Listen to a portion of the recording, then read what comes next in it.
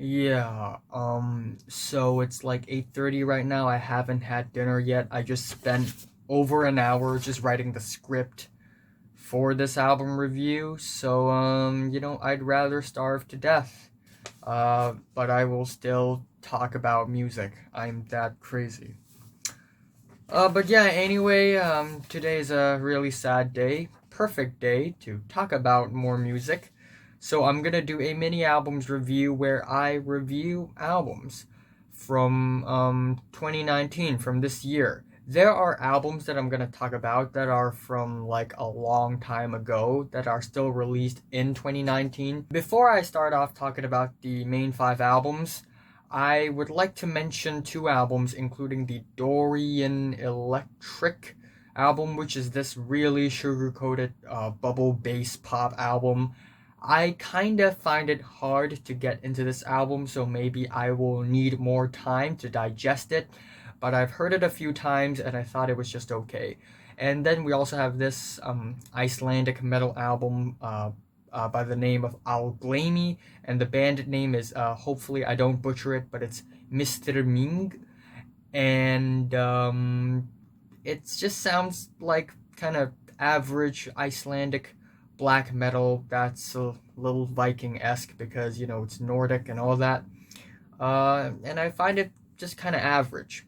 Anyway, let's talk about the new Drake album. It's actually a compilation, not really an album. It's called Care Package. And before you go into the album, just look at the album cover, okay? What the fuck is this? Drake is a millionaire, okay? I'm sure there are tons of good graphic designers out there who are willing to work for Drake. What the hell is this? But yeah, anyway, this is basically a compilation from Drake, and it's not really an album. It's basically a compilation of songs that he had released in the past few years, which are floating around YouTube, didn't really make it to any of his projects, or maybe they are B-sides or leaked songs. But yeah, anyway, this compilation album, it's boring. It's even more boring than Scorpion. And there are so many tracks here, I'm not going to talk about them very much. The album really starts off with Dreams Money Can Buy, which is this really throwback song where Drake sings a lot, and there's this moody R&B inspired instrumental, and it sounds very generic and boring. We have tracks like Trust Issues, which is this really bland, moody pop track. My Side and Can I and the track Days in the East are also really, really boring tracks that are just atmospheric and bland and very low effort, like minimum effort. We have the track Paris Morton Music, which has this very basic beat that is close to nothing, and the lyrics, they're bad. They're really bad. We have lyrics on this track like I still deliver like midwife, and we also have tracks like Club Paradise, Free Spirit featuring Rick Ross, and How About Now, which are basically passable, boring cuts, which are pretty drab and uninteresting.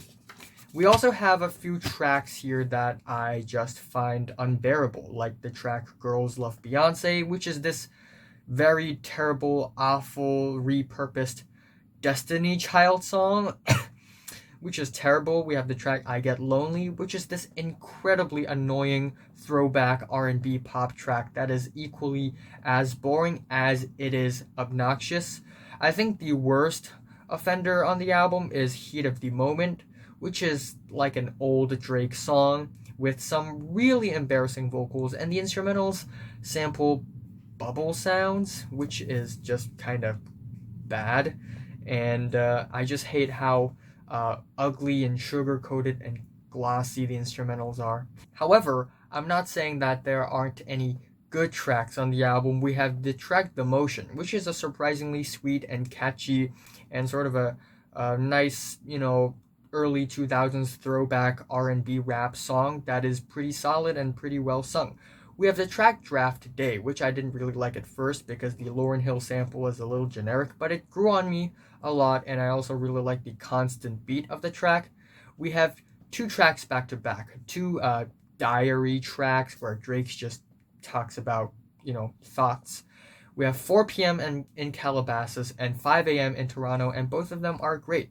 The former has a pretty nice bumpy beat, and the latter is probably my favorite track on the album because it has these organic percussions and these really nice moody instrumentals that are kind of spacey, and they go together really well in an almost cutting edge fashion.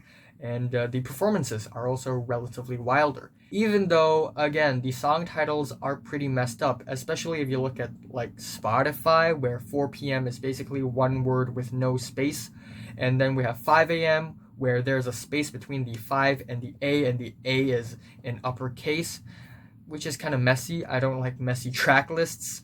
But yeah, other than that, it's a really boring, generic, average album that I didn't enjoy at all. I am feeling a 3 out of 10 for the album. My least favorite is Heat of the Moment. My favorite is 5 a.m. in Toronto. And then I'm going to talk about the new Post Malone album, Hollywood's Bleeding. And I've talked about beer bongs and Bentleys last year, and I thought it's actually a great change of pace because his songwriting has matured from the very boring, generic sort of trap, rap, pop music that he released on albums like Stoney or that October something mixtape. But Beer Bongs and Bentleys have some legitimately catchy songs, and it has cohesion, and I really like that. And on this album, while Post Malone has more artistic freedom and he collaborates with more artists, which I appreciate, but this album feels more like a mess than an actual solid album. We have the title track, which is incredibly bland. It tries to be like a melodramatic start to the album with a trap beat slapped on top, but it's just kind of awkward, especially when it hits the end of the track where it just has this really awkward, nonsensical breakdown. We have the track Saint-Tropez, which is just so uninspired and generic, and the beat is forgettable. The ad-libs are kind of silly and fun, but that's like, only one good thing about the track. I don't know why is it a single. We have the track Enemies, which is one of the better songs on the album. It features DaBaby, and DaBaby's not bad. The song is sweet, it's smooth, it's catchy, and the beat is colorful, and overall, I actually kind of like the track. I also kind of like the next track, Llergic, which is a little bit, just a tad bit rock, like indie rock inspired. And I kind of like the rubbery, lighthearted bass, the clickety-clackety drums, and overall, it's a pretty pleasant song. And then we have 2 tracks back to back that are not generic, not forgettable. Post Malone tries to take risks and incorporate more, indie rock sounds, and it just fails miserably. We have 1,000 Bad Times, which is very bland, very spacey, and the lyrics, they are dumb.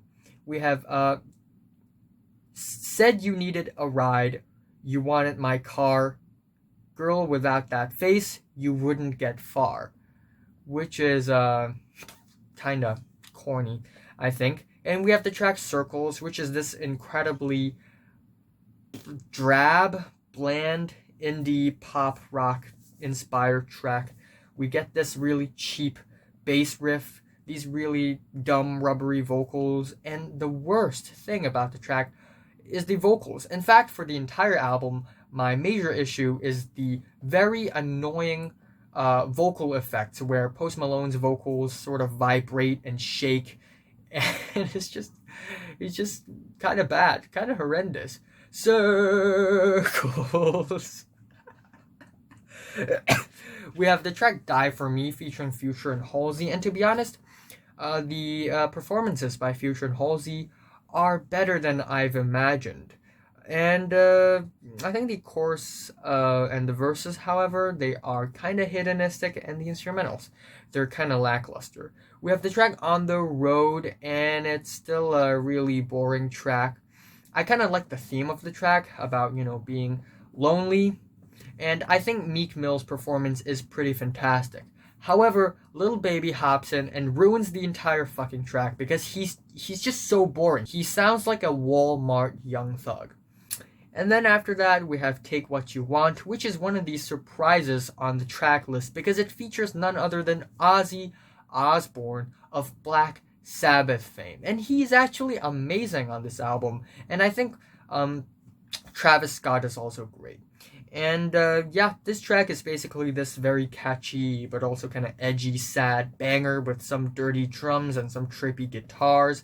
These guitar shreds, they're actually pretty impressive. And again, the features, they're amazing. The duet part is pretty amazing as well. We have the track I'm Gonna Be right after, which is just underwhelming. A huge dip down. It's incredibly bland, incredibly drab, and the hook is annoying AF. We have the track Staring at the Sun, which is this melodramatic ballad that I actually kind of enjoy because it grew on me, because it's actually kind of catchy. The aesthetics are kind of drab, but at least SZA's vocals here, they're pretty great because SZA has always been a pretty great singer, in my opinion. Then we have the track Sunflower, which is one of the more popular tracks last year. It's the main theme to the Spider-Man Into the Spider-Verse movie, which is a movie that I liked a lot. But this song, it's very average, very generic, very so-so, and it's just this pretty, run-of-the-mill, glossy pop rap track that I just don't care for. We have the track The Internet, not The Internet, just Internet. And instrumentally, it's actually okay. It has these extravagant strings. And lyrically, it's pretty weird. It's about not using the internet. And it's also about, Instagram models and internet drama and all that. And I actually kind of like the theme of the track. And I would only like it even more if the instrumentals are a little bit more interesting. The next track is Goodbyes, which is one of my favorite Post Malone tracks. On this album, at least, I think the verses and the choruses are very tragic and emotionally potent, and overall the song is extremely catchy, and Young Thug goes hard. We also have the track Myself, which is a song that grew on me a lot as well, and one of the reasons why is because actually Josh Tillman, aka Father John Misty, is one of the songwriters and producers for the track, which is pretty cool because this track is essentially this glamorous piano ballad with some washed out instrumentals similar to the ones on Pure Comedy, except with a more Post Malone edge to it. We have the track I Know, which is incredibly painfully boring, and the album ends off with Wow, which is this very brief and underwhelming party rap song. I kind of like the finger click beat, but it's still a very anticlimactic ending to the album. I really just wanted more. So yeah, overall, this album is a mixed bag. It has some legitimately great moments, but also some really blab, boring moments, and some moments where Post Malone tries to take risks, but kind of fails. So I'm thinking 5 out of 10 for the album. My favorite track here is Take What You Want. Actually, Myself is also my favorite, I think. And my least favorite is I'm Gonna Be. Anyway, up next, I'm gonna talk about Big Thief, U.F.O.F. I know it's been like half a year since this album's released, but it's until recently that I fully digested this album, and now I actually kind of like it. On the first listen, I was a little underwhelmed. I was a little disappointed by how generic this album sounds, but it really grew on me emotionally. Big Thief is a folk band, and the kind of music they make is actually kind of surreal and eerie. I think my favorite thing about this album is the vocals by Adrienne Lenker, who I have talked about very briefly in a Things video last year. but her vocals is actually pretty unique and sweet and endearing. We have the album opener Contact, which is this very surreal, otherworldly, sort of a cold and chilly, but also at the same time kind of warm opener with some really eerie vocals, and it's just a very beautiful opening. The title track is actually pretty amazing.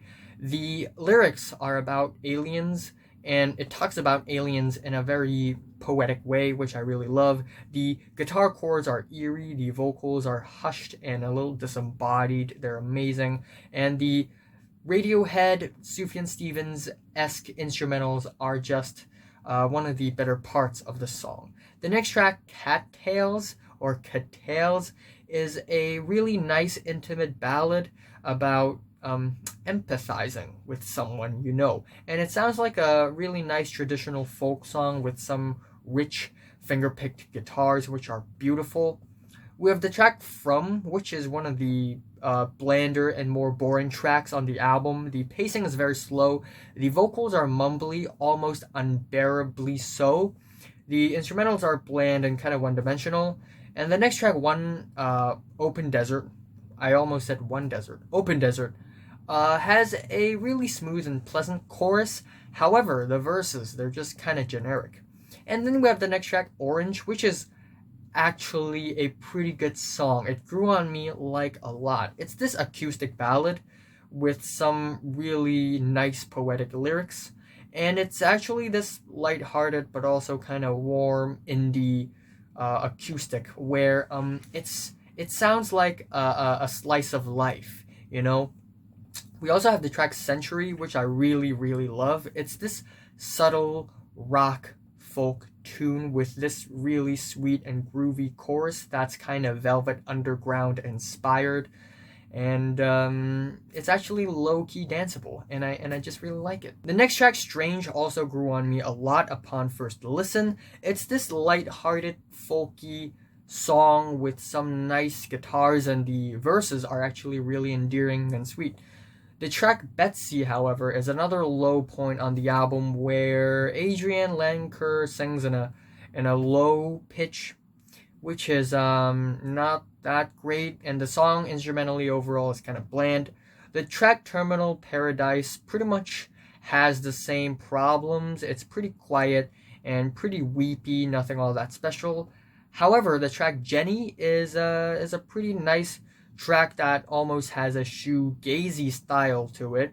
It's very fuzzy, very eerie, and the hook is very catchy, and the song overall is kind of slow but also very chill. And the album ending, Magic Dealer, is a pretty nice ending to the album. It's not that climactic, but it's still a pretty warm ending to the album. And overall, while I do have complaints on the album, and I don't think it's a very dynamic album, it's pretty much not versatile at all, but I still love most of the tracks on the album, and I think it's a pretty nice, surreal folk album that's pretty serene and peaceful. I'm actually feeling a strong 7 to a light 8 for the album. My favorite track here is the title track, and my least favorite is probably From. And then I'm going to talk about Swain, which is a band from the Netherlands. I've talked about their previous album, The Long Dark Blue, and I actually like it a lot. And before Swain, their original name was actually not Full of Hell. This Routine is Hell, and they were this really hardcore, grunge, screamo rock band that's really wild. But on this album, they almost go completely in a different direction with this new moody grunge rock direction. While I think this album is a very low-key album that isn't as good as their two previous albums, but I still like most of the tracks on the album. And also, for some reason in the year 2019, everybody's dropping moody albums other than like Charlie XCX. But yeah, anyway, the title track is actually pretty amazing. The verses are really sad and despondent, very Nirvana-esque. But then when it hits the wall of shrill and loud guitars, it's really emotionally potent, and I actually really like it. The track Sane Things talk about, how mundane life is, which is really relatable because life is very meaningless, actually. I really like the heavy, aggressive, grungy guitars and the passionate performances on this track. The track But Then What is an amazing track. The instrumentals remind me a lot of Radiohead's No Surprises, but in a good way, in a way that the verses and the choruses actually still feel original. I also really love the dramatic strings on the track. It's just very beautiful.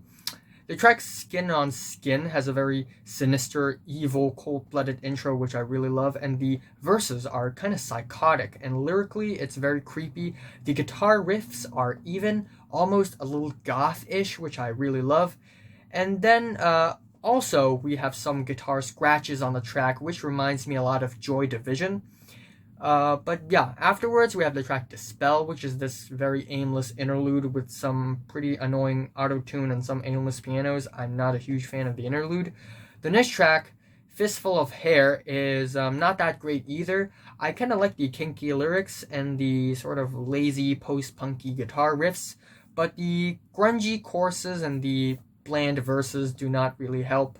The track Big Dumb Boy almost tries to sound like a power pop song, but it just sounds kind of awkward and bland, really. We have the track Uncomfortably Aware, which is actually pretty great. The intro reminds me a lot of Coldplay, and the track overall is actually really sweet and nostalgic, and I love it. Same goes for the next track, Self, which sounds like a wintry, sort of old school throwback vintage folk rock track, and it also sounds very nostalgic and sweet. We have the track Hit Me Till I Break My Bones, which has this really, really Pixies-ish intro. However, the rest of the track is pretty by the numbers, pretty run-of-the-mill. However, the album really ends off strongly with the track Strange Light, which has a powerful ending. It has these thick, glistening walls of guitars and strings and synths, and as the track moves along, it just gets more and more distorted and ugly. The lyrics, they're surreal and existential. Existential. And it's a pretty nice ending to the album overall. So while there are tracks on the album that I didn't really love at all, but I still think that a majority of the tracks on the album are enjoyable, and I still like it a lot. I'm feeling a strong 7 on this album as well. My favorite track here is But Then What, and my least favorite is Big Dumb Boy. Yeah, you know, I speak really fast. Wow. I'm beginning to check if I have missed any albums. No. Okay, now let's talk about a very special album. You know, I learn about albums like Misþyrming's Algleymi and this album on a website known as Rate Your Music. And this album that I'm going to talk about is Weatherday, Come In. And this is a very obscured, sort of this indie, rock band that's, not very famous at all. But they're on Spotify, and I managed to listen to their album Come In multiple times, and I actually like it. My biggest issue with the album is the production, which is just terrible. It's awful. The production is as bad as the original Car Seat Headrest Teen Fantasy album. It sounds like it's recorded in a cave, but it's actually intentionally bad. It's part of the aesthetics of the album, and I still kind of dislike it. I wish that the production is a little more crispy clear, despite the fact that I kind of enjoy the, despondent, messy instrumentals. However, the production aside, because I know it's the aesthetics of the album, I still enjoy most of these songs on the album. I still kind of appreciate the songwriting on the album. I actually can't stop listening to the title track, which I really love. It's roughly 1.5 minutes long. It's this very youthful, powerful, emotional rager with a really crazy climax where it just transforms into this wall of noise. But I still keep on coming back to the track because it's just so it just resonates with me emotionally. Sinking feeling, Weatherday. Afterwards, we have the track Older Than Before, which has these very blissful guitar riffs and some really nice, humble, lukewarm vocal harmonies, which are pretty sweet. And I kind of like the track as well. In fact, the first half of the album are pretty pleasant, actually. We have the track Mio Min Mio, which I think means son, my son, but I may be wrong.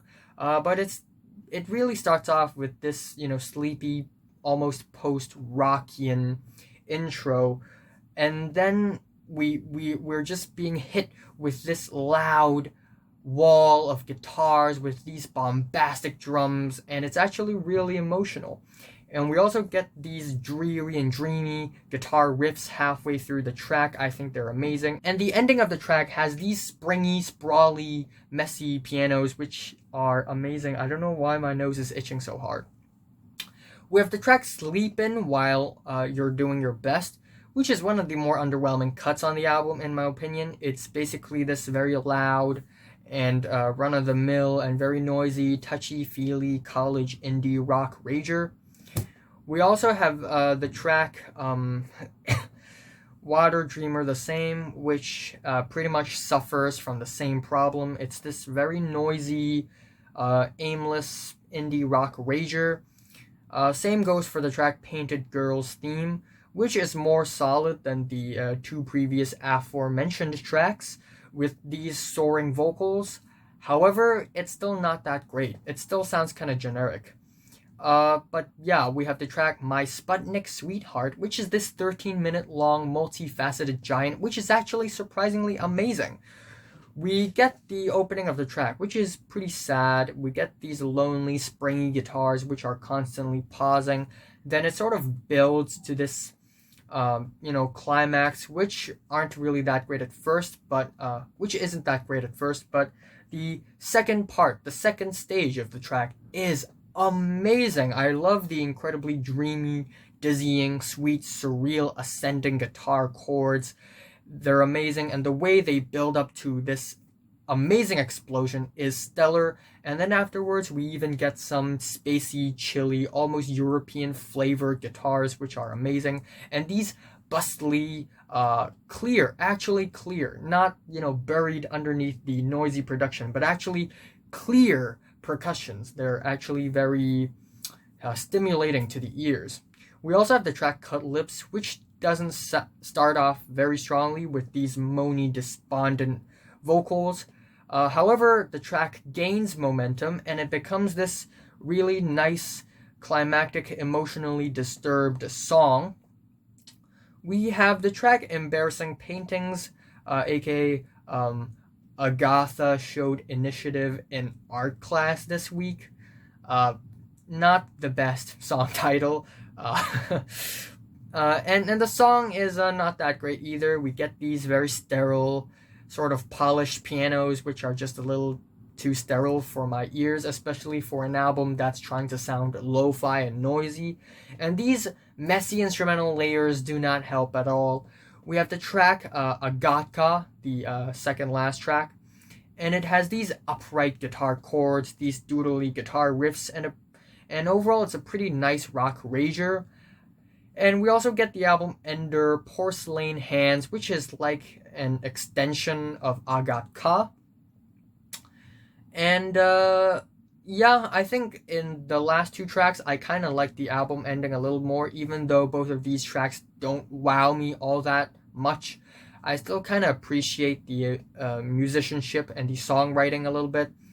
But yeah, overall, this album is not as bad or as bland or as generic as I have thought. In fact, the first half of the album is pretty nice, pretty solid, and it's a pretty special album. Again, I'm not a huge fan of the incredibly noisy and terrible production, but whatever.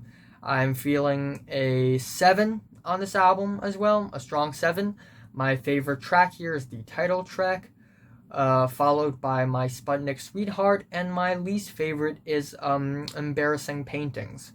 So, Have you listened to these albums from 1 to 10? How much did you rate them? Like if you like them, hate if you hate them, and subscribe if you want more. And thanks for watching. It's 9 p.m. I have to go eat dinner. Also, I'll be reviewing JPEG Mafia and Charlie XCX and The High Woman and Tropical Fuckstorm.